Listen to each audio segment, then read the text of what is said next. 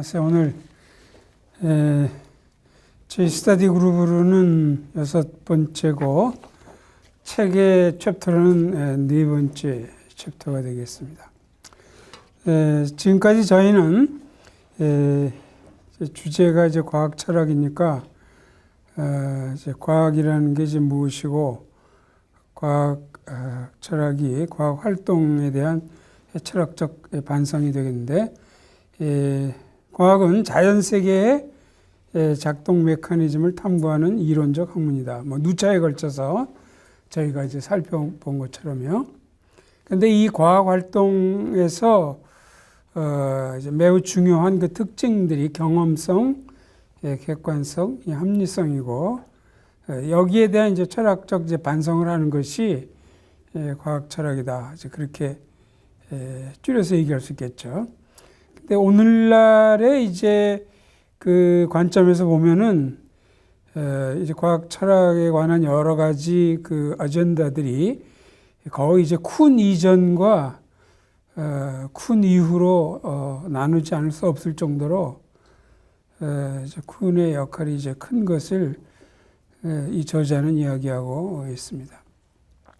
쿤 이전에는 20세기 중반까지 주로 논리 실증주의자들이 이 확증에 대한 방식, 컨퍼메이션의 방식이었고, 그 이후에 이제 파퍼가 등장해서 확증은 진정한 과학 활동의 진전과 또 거기에 대한 판정 이런 것이 가능하지 않다. 오히려 이제 반증에 의한 방법이 좀 더 실효성을 갖는다.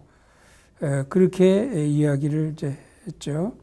그러다가 62년에 이제 쿤이 그 과학혁명에 대한 이제 책을 썼습니다. 쿤은 이 자신의 이론을 설명하면서 여러 가지 것들이 있지만 소위 패러다임이라는 개념과 또 이 공약 불가능성 이런 그 개념을 도입을 해서 자신의 이론을 전개를 했습니다. 그래서 그 이후에는 어떤 사람도 과학사는 말할 것도 없고 과학 철학에 있어서 쿤이 그 제기한 그러한 그 이론과 또 거기 따르는 문제점 이것을 뛰어넘어서 이야기할 수는 없게 됐습니다. 과학 철학자들은 이제 쿤의 그 이론에 대해서 한 4가지 질문을 많이 던집니다. 첫 번째가 우리가 지난번에 이미 얘기한 것처럼 인식론적 그런 문제점. 인식 행위가 그 전까지 논리 실증주의자들이나 파퍼까지도 전부 이제 수동적 과정으로 이제 그렇게 이해를 했는데, 쿤이 들어와서 이것은 능동적 과정이다. 어떤 그 과학자의 특정 신념이라든가 또 기대감, 또 그 사람의 심적인 경향, 이것이 인식하고 지각 활동에 영향을 미친다. 이제 그렇게 이야기를 이제 했기 때문에 이제 거기에 대한 논의가 이제 많습니다. 또 한 가지는 그 이제 의미에 대한 거죠. 같은 용어를 쓰지만은 이제 단어는 같지만 실제 다른 의미로 사용된다. 만약 그것이 참이라면은 어떻게 과학자끼리 소통이 되고 이제 반대를 한다 할지라도 어떻게 그 같은 내용을 가지고 이제 반대하는 것이 되느냐. 또 이러한 그 문제점이 제기가 됐습니다. 세 번째로는 이 방법론과 이 평가, 하나의 이제 데이터를 통해서도 여러 이론들이 성립이 되고 이렇게 되는데, 그럴 때 이런 것들을 이제 평가를 해야 되고 여기 여러 가지 방법이 되는데, 이런 것들을 할 수 있는 객관적 기준이 이제 없어져 이제 버렸다는 거죠. 이미 방법과 평가 과정 자체가 이제 패러다임에 들어가 있는 거기 때문에, 그럼 어떻게 해야 되느냐? 이제 계속적 질문이죠. 마지막으로 이제 제일 그 심각하게 그 제기된 것은 이 패러다임마다 다루는 세계가 전혀 다르다면 이게 어떻게 같은 세계를 놓고 해석이 다른 게 아니고 세계 자체가 이제 다르다면 이런 것들이 주는 함의는 뭐고 어떻게 이제 과학 활동할 수 있고 이런 것들이 논란으로 지금도 이제 남아 있습니다. 그러나 이제 쿤 이후는 쿤보다 이제 더 나간 사람들도 있었고 또 소위 이제 포스트 모더니즘이 이제 영향을 이제 받으면서 이 포스트 모던의 과학 철학의 그 입장들 어떤 면에서는 이제 쿤하고 중첩도 되고 어떤 면에서 차이도 있고 한데 대개 포스트 모던 과학 철학의 두 가지가 특징이다 우리 그렇게 살펴봤죠. 이 소위 실제라는 것에 대한 개념과 인식은 이 언어를 매개로 하지 않고는 존재할 수가 없다. 근데 언어라는 것은 이 사람들의 문화적인 반영이고 문화 자체가 이 마더한 세계는 사람들을 이제 압제하는 이런 문화가 이제 반영이 되어 있기 때문에 이것을 그대로 받아들일 수 없다. 이제 포스트 마더는 이제 마던 세계에 대해서 그런 이제 반론 내지 이제 공격을 제가 하는 거죠. 또 한 가지는 누구도 실제에 대해서 어떤 특전적 관점, privileged perspective, 과거에 이제 논리 실증주의자들은 뭐 특별히 이제 그렇게 주장을 했고, 그런 특전적 관점을 가졌다 했는데 전혀 그렇지 않다. 이제 누구든지 다 자기 나름대로 뭐 합당하다고 해서 관점을 가진 것에서 페미니스트는 페미니스트로서, 뭐 흑인은 흑인으로서 예를 들면 말이죠. 이런 식으로. 오늘 이제 우리가 살펴볼 것은 이제 2000년도에 이제 들어서서입니다. 역시 여기도 뭐 굉장히 갈래가 많고, 여러 이제 입장들이 많아서 한마디로 정리하기는 힘든데, 그래도 이제 델 라치는 그 중에서도 제일 이제 주도적인 그런 견해에 대해서 설명을 해주고 있습니다. 그래서 오늘날의 과학 철학의 이제 현실은 어떤가 이제 물어볼 때 역시 지금까지 우리가 했던 그 세 가지 토대를 가지고 하죠. 이 경험성, 객관성, 합리성 그렇게 돼서 합니다. 그래서 경험성은 결국 자료와 이론 사이의 관계죠. 그래서 그 논리 실증주의자들이나 이제 이런 사람들은 이 자료 하나하나에 이제 경험적 의미를 붙이기 때문에 조금이라도 이제 이론과 이론에 반대되는 우리가 이제 변칙이다, 뭐 anomaly란 말을 썼는데 이게 나오면은 이론이 막 뒤 흔들리는 이런 식으로 반응을 해왔다면은 쿤과 포스트 모더니즘이나 또 쿤이한 이런 사람들은 뭐 요지부동한 거죠. 자기들이 가지고 있는 그 자료가 뭐가 어떤 자료가 오든지 간에 이제 그렇게 했는데 이제 오늘날은 결국 이 문제에 대해서 과학 철학자들은 소위 두 가지 차원의 이론을 주장하는 것으로 소위 맥시 이론과 미니 이론 두 가지를 주장하는 것으로 설명을 합니다. 그래서 이 맥시 이론은 그래서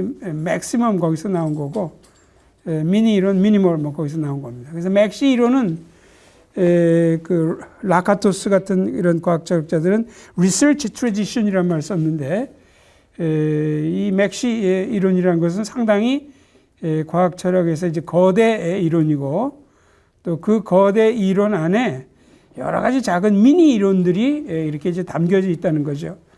그래서 이 자료가 주어지고 자료에 그 변칙적인 이런 것이 생길 때 미니 이론은 자주 바뀌지만 그러나 그럼에도 불구하고 맥시 이론은 자주 바뀌지 않는 가운데서 자기 하부의 미니 이론으로 이런 것들을 수용해 나가면서 그 경험 자료들을 소화내고 있다. 이렇게 첫 번째 소개를 합니다. 그다음에 두 번째, 그 오늘날 2000년대 이후에 나타난 과학 철학의 또 한 가지 이 객관성은 이제 역시 객관성에서 많이 이제 흔들리기 시작했는데 그건 왜 그러냐면은 가령 우리가 이제 관찰, 특별히 관찰에 있어서도 visual perception, 시각적인 지각 이거를 예로 든다면 예전에는 소위 이 perception이라는 것이 그 관찰자와 전혀 무관하게 객관적으로 주어진 것이다. 그래서 이 철학자들은 그것을 the given이라고 이제 얘기했어요. 그래서 이제 거기에 이제 객관적으로 접근하는 것인데, 특별히 이제 쿤과 또 포스트모던 이런 사람들이 많이 강조한 것은 그러한 지각 활동도 그렇게 객관적인 것이 아니다. 왜냐하면 그 지각 활동을 하는 그 사람의 그 배경적 신념이라는 것이 이미 들어가 있는 거고, 그 다음에 그 사람의 어떤 커미트먼트, 뭐 ontological commitment일 수도 있고, 이런 여러 가지들이 작용하는 가운데서 지각 활동, perception이 있기 때문에 그렇게 이제 객관적인 것은 아니다. 여기 대해서 이제 뭐 오늘 조금 이따 이제 살펴보겠지만, 데일 라치는 그 과학 철학자들의 내용을 대체로 이렇게 정리합니다. 이것은 맞다. 배경적 신념과 커미트먼트가 작용하는 것은 아무도 부인할 수 없다. 그러나 그렇다고 해서 여기에 따라서 지각의 내용이 이렇게 바뀌고 저렇게 바뀌고 완전히 그렇게까지는 되지 않는다. 아무리 배경적 신념과 커미트먼트가 작용을 해도 그래도 누구도 부인할 수 없는 어떤 콜, 그 지각의 그 코어가 객관적으로 존재한다. 이것은 과학자들 사이끼리의 그 의견이 기본적으로 일치되는 것을 보아서도 이제 알 수 있지 않느냐. 만약에 객관성이 존재하지 않는다고 그래서 배경적 신념이나 커미트먼트에서 모든 것이 된다고 그래서 하늘에 뭐 달이 두 개로 보일 리는 없고 뭐 이런 식으로 설명을 하는 것도 나옵니다. 세 번째, 이제 합리성에 대한 것입니다. 이 합리성은 결국 그 과학 활동의 본질이 뭐냐라는 건데, 보통 과학 활동의 본질을 예측으로, prediction으로 이제 많이 이야기를 했는데, 이 저자는 좀 특이하게 예측도 있지만 그 이해, understanding, 소위 그 독일이나 대륙학자들이 페슈테헨 이쪽을 좀 이야기를 해서 좀 특이한 견해를 얘기하는데, 어쨌든 이러한 결국 합리성이라는 것은 우리가 자연이 이 과학 활동을 통해서 어떤 목표에 도달하려고 하느냐, 이제 그런 것인데, 이 목표에 도달하는 것에 가까우면 합리적인 거고, 그렇지 않으면 이제 비합리적인 것이다. 근데 문제는 저자도 인정하는 것처럼 무엇가 그러면 목표에 잘 도달하는 것이고 그렇지 않은 것인지 그 정확한 기준 설정이 상당히 이제 어렵다는 거죠. 근데 이제 그럼에도 불구하고 과학자들에게는 어떤 감이 있다. 제가 감이 있다 그래서 뭐를 번역해놨나 봤더니 그대로더라고요. feeling이라고 해놨더라고요. 데르와치도. feeling이라는 게 있다는 거죠. 과학을 이렇게 하는 사람들은 정확하게 그 기준점을 못 정하면서도 이런 정도면 상당히 합리성이 높다. 이건 안 되겠어 라든지 이런 게 이제 있다는 거죠. 이제 그러면서 우리가 역시 조금 이따 이제 살펴보겠지만 이러한 그 소위 상식적인 것, 이 상식적인 것이 합리성과 연관이 된다 얘기하고, 이 점에 있어서는 그 스코틀랜드의 목사였던 토마스 리드, 그 스코틀랜드 목사였고, 토마스 리드는 특별히 이제 휴메에 대해서 그 반론을 제기하기 위해서 자기 이론을 얘기해요. 보통 오늘날 common sense philosophy라는 말을 쓰죠. 요것이 나중에 이제 구 프린스턴의 그 신학자들의 기본적인 철학적 세계관으로 이제 작용을 합니다. 그런데 어쨌든 이 토마스 리드에 대해서 이제 이야기를 이제 하고 있습니다. 또 한 가지는 이 과학 활동을 하는 사람들이 그 합리성은 이 가치관과 이제 맞물려 있기 때문에 요 가치관을 어떻게 이제 정리하느냐, 요것이 이제 얼마나 합리적이냐를 평가하는데 또 한 가지 그 요소가 이제 된다고 얘기합니다. 예를 들면 쿤은 어떤 그 이론이 정확성, 일관성, 광범위성, 단순성, 실효성 이 5가지를 갖추고 있으면은 이것이 올바른 가치관이 발휘되는 거다 그렇게 이야기했는데, 그러나 뭐 어떤 사람은 이 중에서 더하기도 하고 또 요 5가지만 갖고 얘기한다 할지라도 의미들이 조금씩 다르고 또 어떤 경우에는 한쪽은 갖춰져 있지만 한쪽은 갖춰지지 않은 이런 경우도 있고 해서 그 생각보다는 좀 어렵다고 이야기합니다.